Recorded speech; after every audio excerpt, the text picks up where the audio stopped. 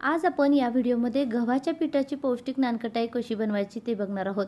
घरगुती साहित्यामध्ये bakery style perfect nankhatai बनवून तयार होते। खूप सोपी पद्धत आहे, अगदी कुणालाही पहिल्याच प्रयत्नात जमेल। तुम्ही बघू शकाल नानकटाईला मस्त रंग आलेला आहे, छान खुसखुशीत झालेली आहे।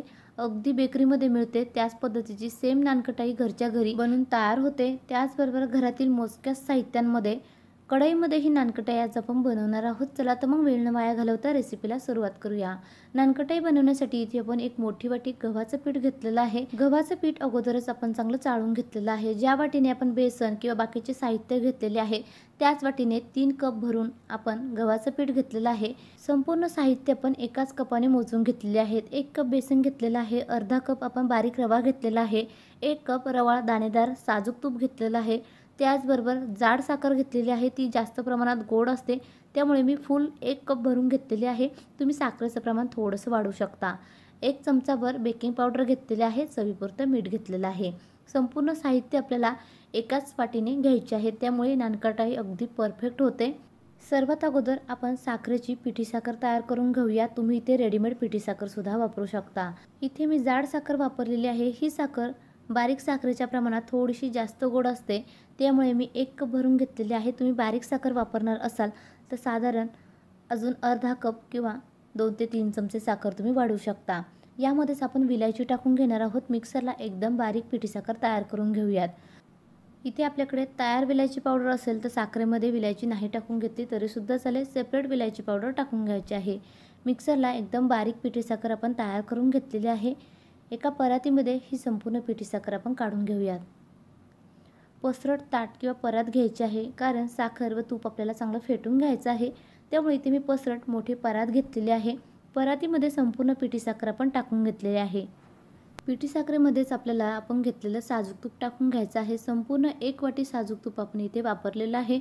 तूप वापरताना आपल्याला रवाळ दाणेदार तूप वापरायचं आहे। एकदम जास्त मेल्ट झालेलं तूप इथे आपल्याला वापरायचं नाही। तूप व साखर आपल्याला चांगली फेटून घ्यायची आहे। छान त्याची हलकी क्रीम होईल या पद्धतीने हे मिश्रण आपल्याला फेटून घ्यायचं आहे। हाताने चांगलं मिक्स करून साधारण 5 ते 6 मिनिटं हे मिश्रण आपल्याला चांगलं एकत्र करून घ्यायचं आहे। छान त्याची हलकी क्रीम तयार होईल या पद्धतीने आपण फेटून घेऊयात। आता तुम्ही रंग बघू शकाल, या मिश्रणाचा रंग हलकासा पिवळसर आहे, पण हे मिश्रण संपूर्णपणे फेटून झालं की त्याचा रंग थोडासा फेंट होतो।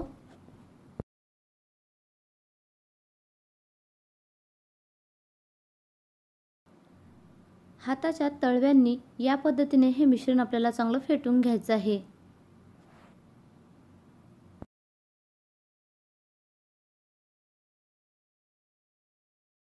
संपूर्णपणे 5 ते 6 मिनिटं ही क्रीम चांगली आपण फेटून घेतलेली आहे। छान हलकी क्रीम तयार झालेली आहे। रंग देखील हलकासा फेंट झालेला आहे। अगोदर सुरुवातीला रंग पिवळसर होता, क्रीम चांगली परफेक्ट तयार झाली की त्याचा रंग देखील चेंज होतो व एकदम फेंट होतो। क्रीम आपण साधारण मिनिटभर बाजूला ठेवून देऊया। तोपर्यंत आपण जी साहित्य किंवा जी पिठं घेतलेली आहेत ती पीठ किंवा बाकीचे साहित्य चांगले चाळून घेऊयात, त्यामुळे ते हलके होतील व नानकटाई चांगली खुसखुशीत होईल। एक ताट घेतलेलं आहे, ताटामध्ये आपण गव्हाच्या पिठाची चाळणी ठेवून घेतलेली आहे। त्यामध्ये संपूर्ण 3 वाट्या गव्हाचं पीठ टाकून घेतलेलं आहे। गव्हाचं पीठ अगोदर मी चांगलं चाळून घेतलेलं होतं, पुन्हा एकदा चाळून घेऊयात। 1 वाटी बेसन टाकून घेतलेलं आहे, त्याचबरोबर अर्धी वाटी बारीक रवा टाकून घेतलेला आहे। नानकटाईमध्ये रवा टाकून घेताना रवा आपल्याला एकदम बारीक 0 साईजचा रवा वापरायचा आहे। इथे मोठा रवा असेल तुमच्याकडे तर तुम्ही मिक्सरला एकदा फिरवून घेऊ शकता। यामध्येच आपल्याला चिमूटभर मीठ टाकून घ्यायचं आहे, कारण कुठलाही गोडाचा पदार्थ म्हटलं की त्यामध्ये चिमूटभर मीठ टाकून घ्यायचं, त्यामुळे त्या पदार्थाची लज्जत आणखीनच वाढते। 1 चमचाभर आपण बेकिंग पावडर टाकून घेतलेली आहे, त्यामुळे नानकटाई यातून छान खुसखुशीत होतात, आतपर्यंत छान त्या बेक होतात। गव्हाचं पीठ, बेसन पीठ, त्याचबरोबर रवा, बेकिंग पावडर व चवीपुरतं मीठ घेतलेलं होतं ते संपूर्ण आपण चांगलं चाळून घेतलेलं आहे। हे संपूर्ण साहित्य चाळून घेतल्यामुळे पिठं छान हलकी होतात व नानकटाई चांगली खुसखुशीत होते। आपण जी तयार करून घेतलेली क्रीम आहे त्यामध्ये हे संपूर्ण कोरडे पिठं आपल्याला टाकून घ्यायचे आहेत। हलक्या हाताने या क्रीममध्ये हे पीठ चांगलं आपल्याला मिक्स करून घ्यायचं आहे। इथे हे पीठ आपल्याला थोडंसं कोरडं वाटलं किंवा आपण जी तयार करून घेतलेली क्रीम आहे त्यामध्ये हे संपूर्ण मिश्रण चांगलं भिजलं गेलं नाही तर त्यामध्ये तुम्ही पुन्हा वरून 2 ते 3 चमचे तूप टाकून घेऊ शकता। दाणेदार रवाळ तूप इथे आपल्याला टाकून घ्यायचं आहे। अजिबात इथे आपल्याला दूध किंवा पाण्याचा वापर करायचा नाही। हलक्या हाताने संपूर्ण पीठ आपण या क्रीममध्ये मिक्स करून घेऊयात.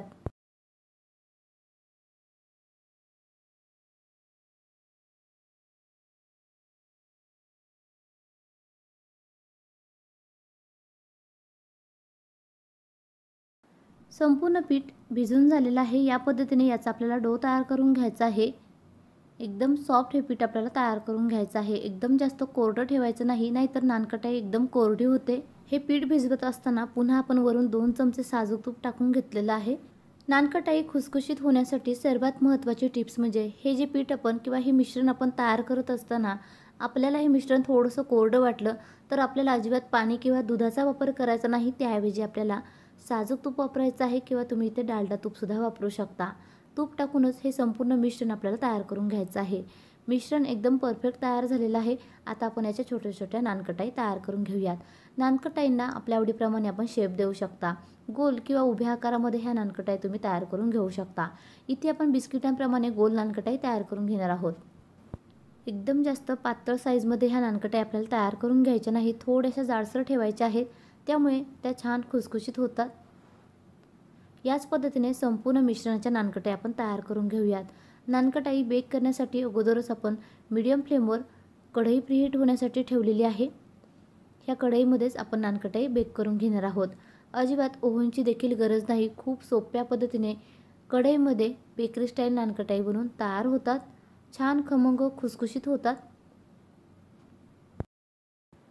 याच पद्धतीने संपूर्ण मिश्रणाच्या नानकटाई आपण तयार करून घेऊयात. ताटाला अगोदरच मी साजूक तुपाने ग्रीस करून घेतलेलं होतं, त्यामुळे नानकटाई बेक झाल्यानंतर अगदी सहजपणे बाहेर निघतील. सुरुवातीला एका ताटामध्ये पुरतील इतपत आपण 10 ते 12 नानकटाई तयार करून घेतलेल्या आहेत. नानकटाई गार्निशिंग करण्यासाठी वरून आपण पिस्त्याचे तुकडे टाकून घेणार आहोत, त्यामुळे दिसायला नानकटाई खूप छान दिसतात.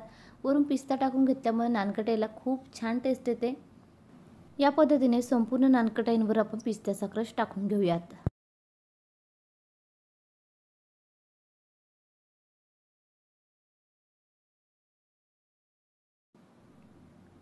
नानकटाई आपण लगेचच आता बेक करण्यासाठी ठेवूयात. त्याकरता कढई छान प्रीहीट करून घेतलेली आहे. आता आपण कढईमध्ये अजिबात खाली मीठ टाकून घेतलेलं नाही किंवा एखादं स्टँड देखील ठेवून घेतलेलं नाही. मोठी कढई घेतलेली आहे, त्यामध्ये आपण नानकटाईचं ताट ठेवून घेतलेलं आहे. वरून एक मोठं झाकण ठेवून घ्यायचं आहे. स्लो फ्लेमवर झाकण ठेवून साधारण 20 ते 25 मिनिटं या नानकटाई आपल्याला बेक करून घ्यायच्या आहेत. छान थोडासा खरपूस रंग येईपर्यंत नानकटाई आपल्याला बेक करून घ्यायच्या आहेत. साधारण अर्धा तास झालेला आहे. नानकटाईंवरचं झाकण काढून पाहूयात. मस्त नानकटाई बेक झालेल्या आहेत. छान त्या फुलल्या गेलेल्या आहेत. मस्त सुगंध सुटलेला आहे. ताट आपण बाहेर काढून घेऊयात. ह्या नानकटाई खूप गरम आहे, लगेचच आपल्याला बाहेर काढायच्या नाहीत. ताट बाहेर काढून पूर्णपणे थंड करून घ्यायचं आहे व त्यानंतरच नानकटाई आपल्याला डिमोल्ड करायच्या आहेत. नाहीतर नानकटाई आपण गरम असतानाच बाहेर काढायचा प्रयत्न केला तर त्या तुटल्या जातात. ताट आपण बाहेर काढून घेऊयात व पूर्णपणे थंड करून घेऊ.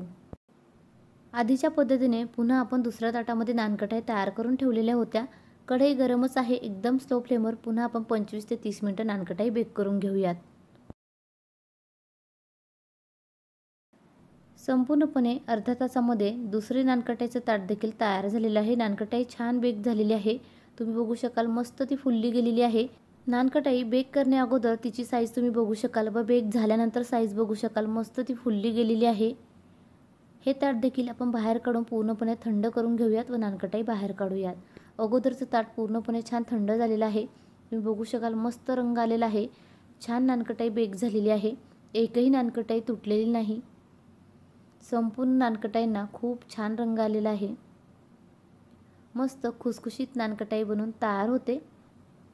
दोन्ही ताटं थंड झाली की नानकटाई आपण एका ताटामध्ये सर्व करूया. खूप सोप्या पद्धतीने कमी वेळामध्ये घरगुती मोजक्याच साहित्यांमध्ये बेकरी स्टाईल परफेक्ट नानकटाई बनवून तयार होते. तुम्ही देखील माझ्या पद्धतीने घरगुती नानकटाई एकदा नक्की बनवून पहा. अगदी मस्त परफेक्ट नानकटाई बनवून तयार होते. छान खुसखुशीत होते. रंग देखील खूप सुंदर आलेला आहे. एक नानकटाई मी तुम्हाला तोडून दाखवते. तुम्ही बघू शकाल मस्त रंग खुसखुशीत 100% परफेक्ट होणारी नानकटाई बनवून तयार झालेली आहे। तुम्ही देखील माझ्या पद्धतीने बेकरी स्टाईल नानकटाई घरच्या घरी एकदा नक्की बनवून पहा। रेसिपी आवडल्यास कमेंट बॉक्समध्ये नक्की कळवा। व्हिडिओ आवडला असेल तर लाईक करा, आपल्या चॅनलला सबस्क्राईब करा।